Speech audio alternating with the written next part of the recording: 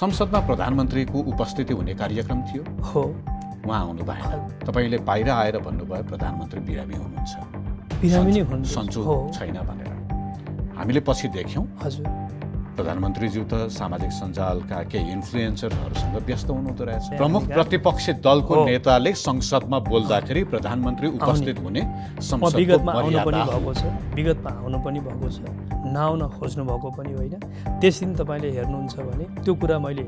माओवादीका साथीहरूलाई मैले सेयरिङ पनि गरेको थिएँ सरकारको उपप्रधानमन्त्री दुईजना आउनुभएको छ सबै मन्त्रीहरू उपस्थित हुनुहुन्छ केही भ्याली बाहिर भएका हकमा फरक भयो र उहाँ आउन खोज्दा पनि स्वास्थ्यले उहाँलाई सहयोग गरेन त्यस दिन यो इन्फर्मेसन मिस इन्फर्मेसन डिसइन्फर्मेसनको कुरा गरिरहँदाखेरि संसदका जिम्मेवार सांसदहरूबाट सबैभन्दा धेरै मिस इन्फर्मेसन डिसइन्फर्मेसनको काम भइराखेको छ यो त सिधासिधी यो होइन यो यसमा तपाईले अहिले जे भन्नुभयो यसमा सत्य छ भन्ने मलाई लाग्दैन